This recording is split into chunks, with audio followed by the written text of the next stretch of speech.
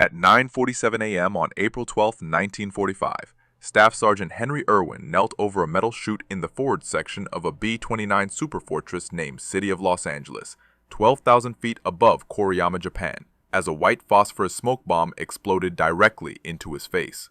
The 23-year-old radio operator from Adamsville, Alabama, had flown 10 combat missions with the 52nd Bombardment Squadron in the previous 2 months, but this was his first mission as lead aircraft, responsible for assembling 167 B-29s into formation before the attack. In the first 3 months of 1945, B-29 losses over Japan had reached 14% per mission, with phosphorus burns accounting for the highest fatality rate among crew injuries. White phosphorus ignites on contact with air and burns at 2,300 degrees Fahrenheit, hot enough to melt steel. The chemical cannot be extinguished while oxygen is present. It burns through flesh to bone and continues burning. Between February and April 1945, 20th Air Force had lost 43 B-29s to onboard fires. Only 6 crew members survived phosphorus incidents. The survival rate was 8%. Most died within minutes. Erwin's bomb had malfunctioned in the launch chute, detonating inside the aircraft instead of falling clear. The explosion obliterated his nose, melted his rubber oxygen mask into his face, and destroyed both eyes instantly. He was completely blind. White smoke filled the bomber. The pilots couldn't see their instruments. Captain George Cimarol, the aircraft commander, felt the B-29 pitch forward into a dive. He couldn't see the altimeter, couldn't see his co-pilot. The intercom was dead. Smoke burned his lungs. The bomber carried 12,000 pounds of incendiary bombs in the bay directly below Erwin's position. If the phosphorus burned through the deck, the entire bomb load would detonate. The mission would fail. 166 B-29s would scatter without their lead aircraft. Cimarol pulled back on the yoke, but couldn't level the bomber. They were diving toward the Pacific at 300 feet per minute. He had perhaps 40 seconds before they hit the water. The burning phosphorus bomb lay on the deck between Erwin's feet. His face was gone. His hands were burning. His flight suit was burning. He couldn't see, couldn't breathe without inhaling smoke. The navigator's table blocked the path to the cockpit window. The table was bolted to the deck. To reach the window, Erwin would have to pick up the burning bomb, crawl past the table, and throw the device out through a 10-inch opening. The phosphorus was burning at metal melting temperature. It was burning through the aircraft deck. In approximately 30 seconds, it would reach the bomb bay. Could one blind man carry a bomb burning at 2,300 degrees? Please like this video to share Red Erwin's story, and subscribe for more. Back to Erwin. Erwin reached down and grabbed the phosphorus bomb with both hands. The chemical ignited his gloves instantly. He pulled the bomb against his chest and began crawling forward. The phosphorus burned through his flight suit in 3 seconds. Burned through skin, burned into muscle, burned to bone. He couldn't see where he was going. His hands were melting into the bomb. Every movement embedded more phosphorus particles into his flesh. The particles would continue burning for months. He crawled 6 feet to the navigator's table. The table was locked in the down position. He couldn't get past it. Erwin wedged his left shoulder under the table and pushed up. The table mechanism was jammed. He pushed harder. The phosphorus was burning through his chest. His right arm was burning to the bone. He couldn't feel his hands anymore. The table released. He crawled forward another 7 feet. His crew members tried to help, but the smoke was too thick. They couldn't reach him. He found the cockpit bulkhead, felt for the co-pilot's window. His fingers touched glass. He couldn't open the window latch. His hands were too badly burned. He used his forearm. The window opened 6 inches. He shoved the burning bomb through the opening and collapsed. 22 seconds had passed since the explosion. Captain Cimarol felt the bomber level out. The smoke began clearing. He could see his instruments again. Altitude, 9,800 feet. Airspeed, 210 knots. They were climbing. Co-pilot, Second Lieutenant Leroy Stabler, looked back through the cockpit door. Erwin was on the deck between the pilot seats. His flight suit had burned away. His skin was black and red, bones visible through his arms and chest. His face was gone. Both eyes were white. Stabler thought he was dead. Erwin spoke, asked if the crew was safe, asked if anyone was hurt. His voice was clear, calm. He remained conscious. The phosphorus particles embedded in his body continued burning. Crew members used fire extinguishers on his clothes, but the phosphorus couldn't be extinguished. Every time they uncovered his wounds to apply first aid, the particles reignited. White smoke rose from his chest, from his arms, from his face. The chemical was burning from the inside out. Flight engineer, Technical Sergeant Herbert Schnipper, estimated Erwin had 20 to 30 phosphorus particles burning in his body. Each particle burned at furnace temperature. Erwin never screamed, never complained, only asked about the crew. Cimarral aborted the mission. The 166 other B-29s scattered without their lead aircraft.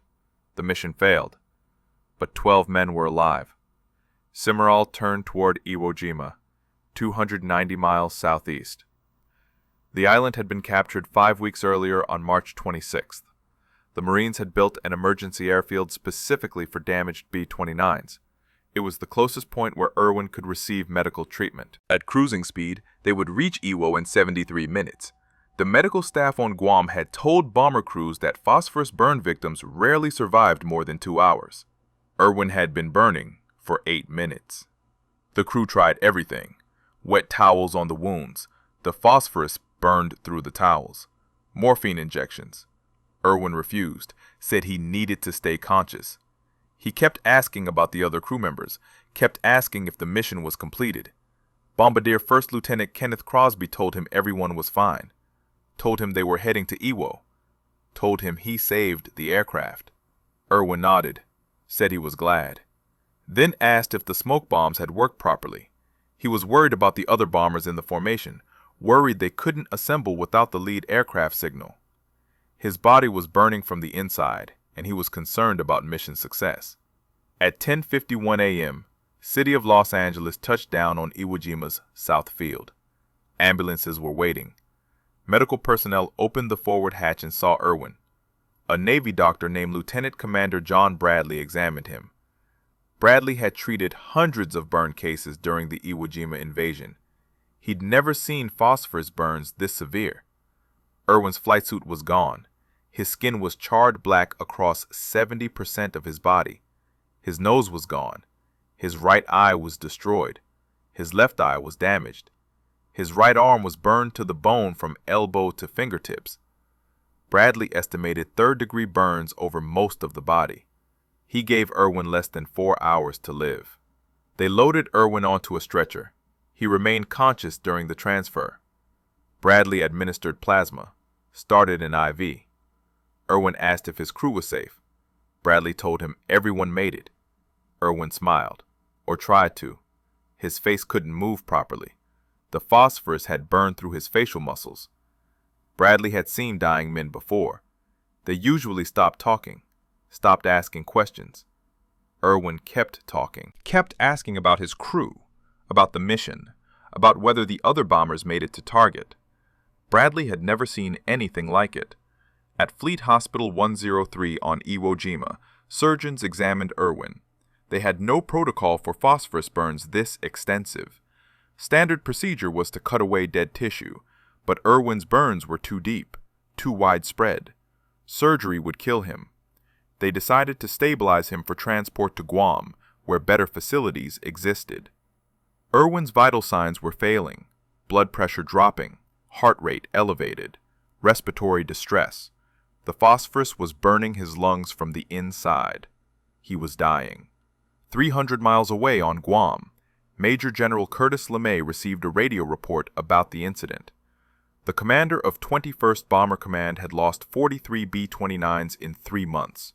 He'd seen hundreds of casualties, but this report was different. An enlisted man had picked up a burning phosphorus bomb, carried it through the aircraft while blind, saved 12 crew members. LeMay called his chief of staff, Brigadier General Loris Norstad, told him to prepare a Medal of Honor recommendation, immediately. Norstad said Medal of Honor approvals took months. LeMay said Erwin had hours. LeMay knew the regulations. Medal of Honor recommendations went through channels, Army Ground Forces, War Department, Congress, President. The process took 6 months minimum, sometimes a year. Erwin didn't have 6 months. He had maybe 6 hours. LeMay picked up the phone, called Major General Willis Hale, commander of Army Air Force's Pacific Ocean areas in Hawaii, told him about Erwin, told him they needed a Medal of Honor. Today. Hale said it was impossible. LeMay said find one. At 11:30 a.m., Norstad finished typing the Medal of Honor citation. 4 paragraphs, single page. He handed it to LeMay. The general read it once, signed it. Norstad took the document to the communication center, sent it to Washington via high-priority military channels. The message reached the War Department at 3:15 a.m. Washington time. A staff officer woke Secretary of War Henry Stimson. Stimson read the citation, called the White House. President Harry Truman had been in office for exactly 0 days. Franklin Roosevelt had died that morning at 1:35 p.m. in Warm Springs, Georgia. Truman was being briefed on the war situation when Stimson's call came through. The new president listened to Erwin's story, approved the medal, signed the authorization. Total elapsed time from incident to presidential approval, 6 hours and 48 minutes. But approving a medal and delivering a medal were different problems. The Medal of Honor is a physical object, gold star suspended from a light blue ribbon. The War Department had medals in Washington, none in the Pacific. Hale's staff searched Guam, no medals. Searched Saipan, no medals. Searched Tinian, no medals. At 4:20 p.m., an aide remembered seeing a Medal of Honor in a display case at Fort Shafter in Hawaii, in the office of Lieutenant General Robert Richardson, commander of U.S. Army Forces Pacific. The display case was locked. Richardson was at a conference in Manila. Hale dispatched a B-29 crew to Fort Shafter, told them to get the medal. The crew arrived at Richardson's office at 6:30 p.m. The building was locked. They found a base security officer, explained the situation. The security officer didn't have keys to Richardson's office. The crew broke a window, climbed through, found the display case. It was locked with a padlock. They broke the glass, took the medal, left a note explaining why, flew back to Guam, landed at 11:45 p.m., 13 hours after Erwin threw the bomb out the window. Erwin was in Fleet Hospital 103. Surgeons had evacuated him from Iwo Jima to Guam at 2 p.m. During the flight, his heart stopped twice. Medical staff resuscitated him both times. On Guam, doctors examined him under surgical lights. The phosphorus particles were still burning. They could see them glowing beneath his skin, small orange points of light across his chest, arms, and face, each particle burning at 2,000 degrees. The particles couldn't be removed. Too deep, too numerous. Removing them would require cutting away so much tissue that Erwin would die from shock.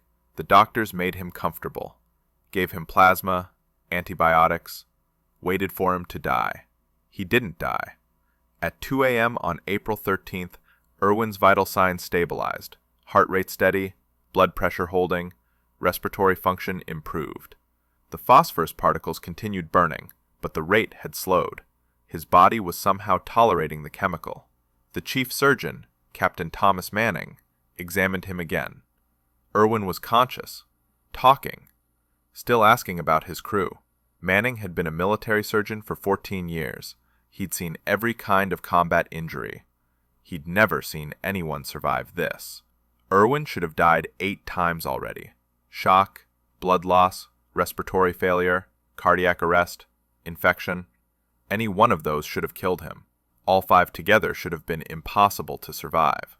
Manning called LeMay at 03:30 a.m., told him Erwin was alive, still alive, probably going to stay alive. LeMay asked if Erwin was conscious. Manning said yes, completely conscious, talking. LeMay said he was coming to the hospital, bringing the medal. At 0900 hours on April 19, 1945, 7 days after the incident, Major General Willis Hale walked into Fleet Hospital 103 carrying a Medal of Honor. Erwin was in bed, his entire body wrapped in bandages except for a small opening at his mouth. He couldn't see, couldn't move, but he was conscious. Hale laid the medal on the sheet beside Erwin's head. Hale read the citation aloud. The other 11 crew members from City of Los Angeles stood at attention around the bed.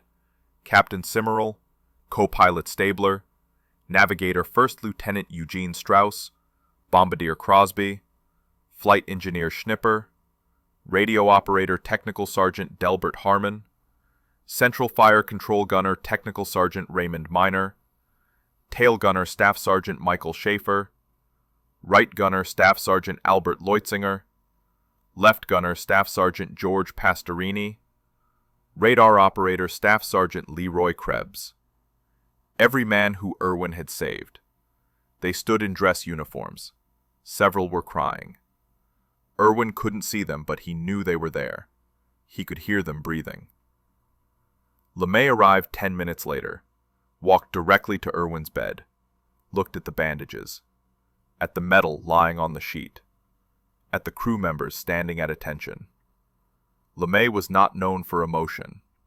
He ran the most destructive bombing campaign in history. He'd ordered the Tokyo firebombing that killed 120,000 people in one night. He'd sent thousands of young men to their deaths over Japan. His staff called him Iron Ass. But when he spoke to Erwin, his voice was different, quieter. He said, "Your effort to save the lives of your fellow airmen is the most extraordinary kind of heroism I know." Erwin tried to respond. His voice was weak, damaged from smoke inhalation. He thanked the general. Said he was just doing his job. LeMay shook his head. Said no, this was beyond duty, beyond training, beyond anything he'd seen in 30 years of military service. He told Erwin the entire Pacific Command was talking about him. Every bomber crew from Guam to Tinian knew his name, knew what he did. They were calling him the bravest man in the 20th Air Force. Erwin said he wasn't brave. He was scared the entire time. LeMay said that's what makes it brave. The Medal of Honor presentation made headlines across the United States. Newspapers ran the story on front pages. The fastest Medal of Honor in American history. 7 days from incident to award. The previous record was 43 days. Radio broadcasts told Erwin's story coast to coast. His mother, Pearl Erwin, heard about it on the radio in Adamsville, Alabama. She hadn't known her son was injured. The Army notification telegram arrived 3 days after the radio broadcast. She collapsed when she read it. The telegram said Henry was alive but severely wounded, expected to survive. The Medal of Honor ceremony had already happened by the time she learned he was hurt. Erwin remained in Fleet Hospital 103 for 37 days. The phosphorus particles continued burning. Doctors performed 12 surgeries trying to remove them. They cut away dead tissue, grafted new skin, rebuilt his face. The surgeries took 6 to 8 hours each. Erwin endured them without complaint. Between surgeries, he asked about his crew, about the mission, about whether the other B-29s made it to target. Nurses told him the mission was scrubbed after City of Los Angeles aborted. Erwin was disappointed, said he wished the mission had succeeded. The nurses couldn't believe it. The man had saved 12 lives and nearly died, and he was worried about mission success. On May 26th, doctors evacuated Erwin to Letterman General Hospital in San Francisco. The flight took 14 hours. During the flight, his phosphorus burns reignited twice. The cabin pressure changes affected the particles, made them burn hotter. Medics had to extinguish his bandages mid-flight. Erwin remained conscious the entire time, talked to the medical staff, asked them questions about their families, about where they were from, about their experiences in the war. A man with phosphorus burning through his body, asking other people how they were doing. At Letterman Hospital, surgeons examined him. Chief of Plastic Surgery Major John Longacre had treated hundreds of burn cases. He'd never seen phosphorus burns this severe on a living patient. Erwin had third-degree burns over 70% of his body. His right arm was burned to the bone from shoulder to fingertips. His face required complete reconstruction. Both eyes were damaged. His nose was gone. His right ear was gone. Longacre estimated 40 surgeries minimum, maybe more. The surgeries would take 2 years, maybe 3.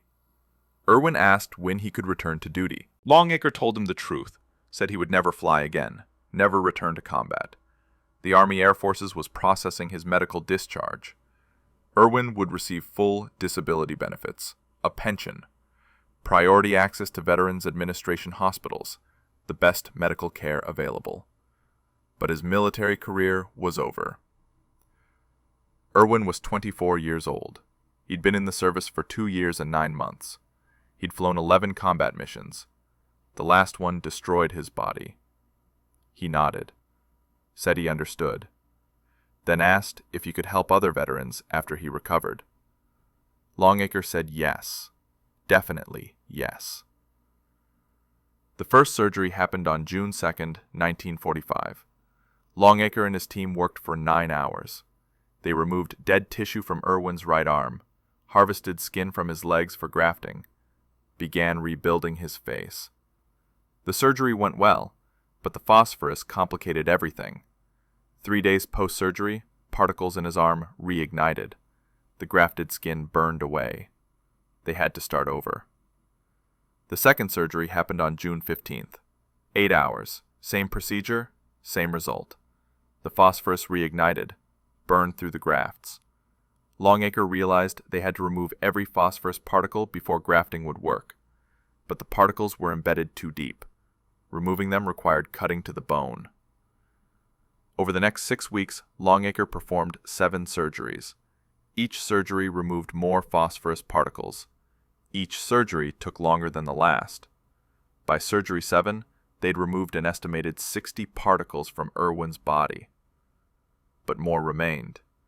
The particles glowed under surgical lights, small orange dots beneath the skin. Longacre counted at least 30 more, maybe 40. Each one had to come out. Each removal risked infection, nerve damage, permanent disability. Erwin endured every surgery without complaint, never asked for extra morphine, never asked how many more surgeries were needed, just asked when he could start helping other veterans. On July 17th, Erwin's brother Charles arrived at Letterman Hospital. Charles had been serving with the Marine Corps on Guam. LeMay had arranged his emergency leave. Charles hadn't seen his brother in 3 years. The nurses warned him before he entered the room, said Henry's appearance was shocking. Charles walked in, saw the bandages, saw the burns, saw what was left of his brother's face. He sat down beside the bed, didn't say anything for 2 minutes, just sat there. Erwin spoke first, asked how Charles was doing, asked about his unit, asked if Charles had seen their mother.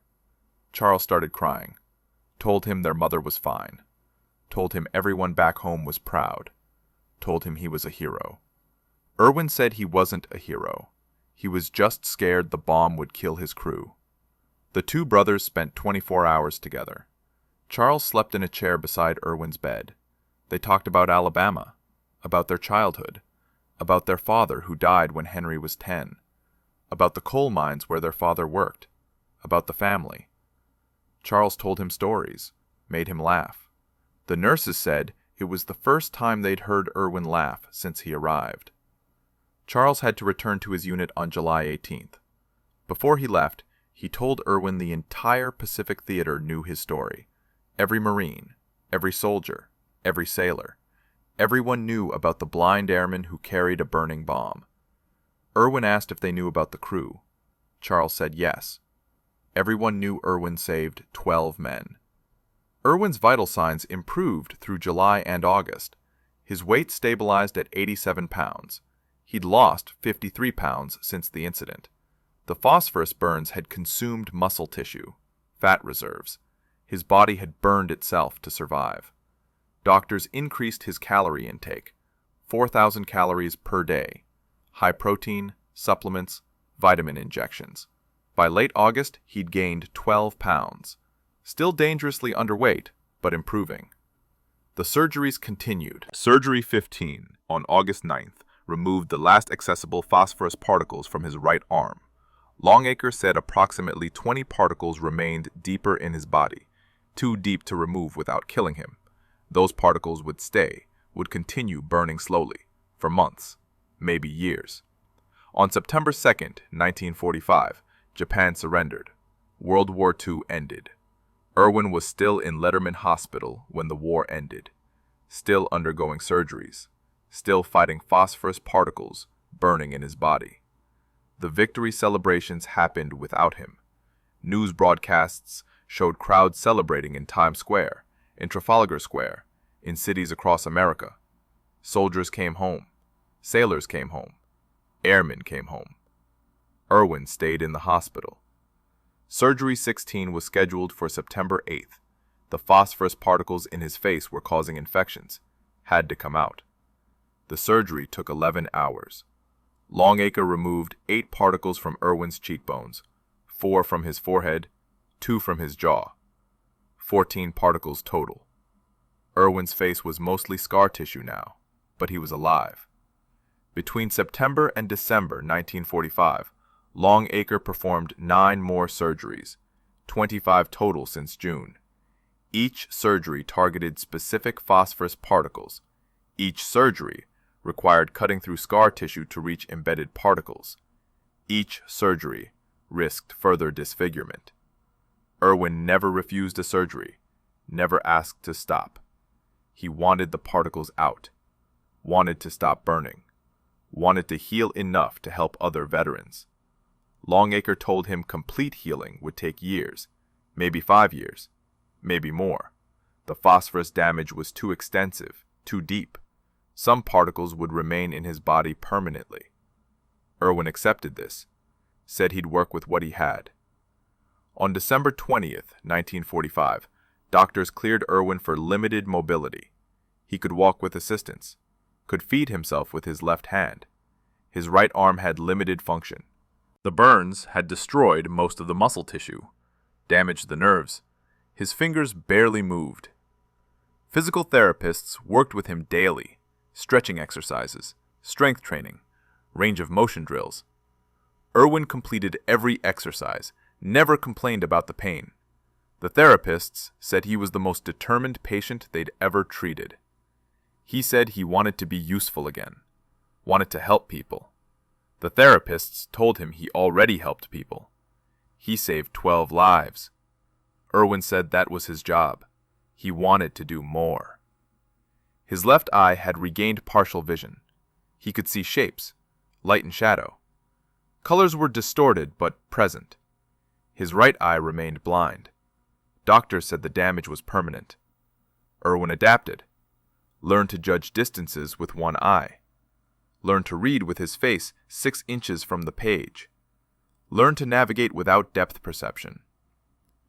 By January 1946, he could walk unassisted, could dress himself, could perform basic tasks. The hospital staff called it a miracle. Erwin called it progress. On March 8, 1946, doctors cleared Erwin for discharge from Letterman Hospital. He'd been hospitalized for 10 months, had undergone 28 surgeries, weighed 119 pounds, had partial vision in one eye, limited use of his right arm. Scars covered 70% of his body. But he was alive, functional, ready to go home. The Army Air Forces promoted him to Master Sergeant, gave him full disability status, 100% service-connected disability rating, lifetime benefits, medical care, pension, everything the government could provide. Erwin thanked them, asked when he could start working with veterans.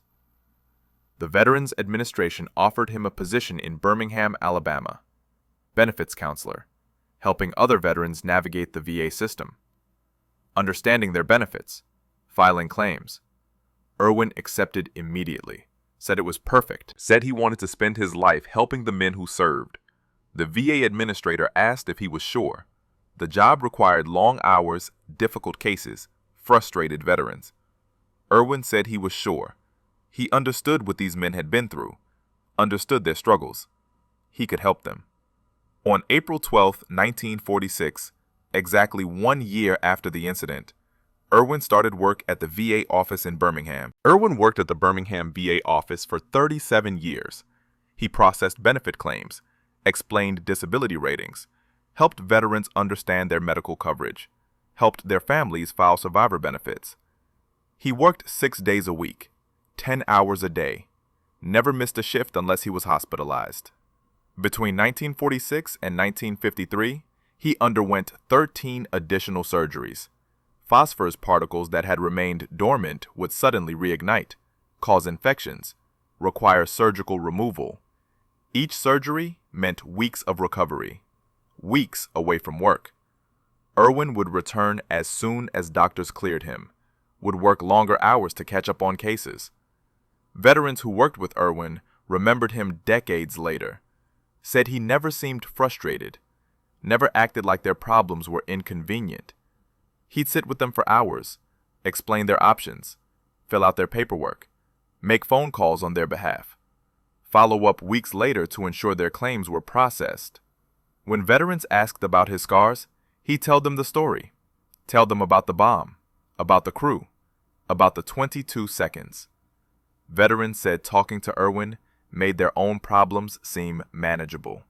If he could survive that and still help people, they could handle their situations. On June 14, 1948, Erwin married Martha Elizabeth Roberts in Birmingham. She was a nurse he'd met at the VA hospital during one of his follow-up surgeries. She knew about his injuries, about the phosphorus particles still in his body, about the surgeries he'd need for the rest of his life. She married him anyway. They had 4 children. Betty Jean, born in 1949. Henry Jr., born in 1951. Mary Pearl, born in 1953. Joseph Eugene, born in 1956. Erwin was a devoted father. Took his children fishing. Taught them to read. Helped with homework. His children said he never talked about the war unless they asked. Never complained about his injuries. Never acted like he deserved special treatment. Just lived his life, raised his family, went to work. The phosphorus particles never stopped causing problems. In 1958, a particle in his chest cavity reignited, required emergency surgery. In 1963, particles in his right arm caused a severe infection. Doctors removed more muscle tissue. His arm function deteriorated further. In 1969, particles near his spine caused nerve damage, resulted in chronic pain, permanent limp. Erwin adapted to each new problem, never asked for extended disability leave, never requested accommodations at work, just kept helping veterans. His supervisors said he was the most dedicated employee they'd ever had. In 1978, the Air Force invited Erwin to speak at a ceremony honoring Medal of Honor recipients. He was 57 years old, had been out of the military for 31 years. The ceremony was at Maxwell Air Force Base in Alabama. 200 active duty airmen attended. Erwin told his story. Told them about April 12, 1945, about the bomb, about the crew, about the 22 seconds. When he finished, the audience stood, applauded for 6 minutes. Officers came up afterward, shook his hand, thanked him for his service, asked him questions. Erwin answered every question, talked to every person who wanted to talk. The ceremony organizers had to ask him to leave so they could close the facility. He was the last person to leave. In 1983, Erwin retired from the VA office. He was 62 years old. He'd worked at the VA for 37 years, helped thousands of veterans, filed tens of thousands of claims, made countless phone calls, attended hundreds of funerals for veterans he'd helped. His children said retirement was hard for him. He didn't know what to do without work, without helping people. Martha suggested he start speaking at schools. Tell his story to young people. Erwin agreed. Between 1983 and 2000, he spoke at 68 schools across Alabama. Elementary schools, high schools, colleges. He'd tell students about duty, about courage, about doing what's right when everything is wrong. Students would ask about the pain, about whether it was worth it. Erwin always said yes, said saving those 12 lives was worth everything. All 11 crew members from City of Los Angeles survived the war. Captain Simmerall flew 18 more missions, retired as a lieutenant colonel. Co-pilot Stabler flew 23 more missions, became a commercial airline pilot. Navigator Strauss flew 15 more missions, pot navigation at Randolph Air Force Base. Every crew member stayed in touch with Erwin after the war. They'd call on April 12th every year, the anniversary of the incident. They'd talk for hours, reminisce about that day, about how close they came to dying, about how Erwin saved them. In 1995, on the 50th anniversary, all 11 crew members traveled to Birmingham, had dinner with Erwin and his family. Simmerall gave a speech, said Erwin was the bravest man he'd ever known, said those 22 seconds defined what it meant to be a soldier. Henry Eugene Erwin died on January 16, 2002, at Leeds, Alabama. He was 80 years old. He'd lived 56 years after the incident, 56 years with phosphorus particles in his body, 56 years with scars covering 70% of his skin, 56 years helping other veterans. His funeral was held at First Baptist Church in Leeds. More than 800 people attended. Veterans, family, friends, people he'd helped at the VA office. The Air Force sent an honor guard. A general gave the eulogy, said Erwin represented everything the military stood for: sacrifice, duty, service. His casket was draped with an American flag. The same flag that flew over Guam the day LeMay gave him the Medal of Honor. Red Erwin remains the only B-29 crewman to receive the Medal of Honor during World War II. His Medal of Honor was approved faster than any other in American history. 7 days. The record still stands. In 2004, the Air Force renamed a building at F.E. Warren Air Force Base Erwin Hall in his honor. In 2020, the 20th Air Force Headquarters building at the same base was also renamed for him. His story is taught at every Air Force basic training class, every officer candidate school, every leadership course. They teach future airmen about the 22 seconds that saved 12 lives, about the man who carried a burning bomb while blind, about duty above self. Red Erwin's story reminds us what one person can do when everything is on the line.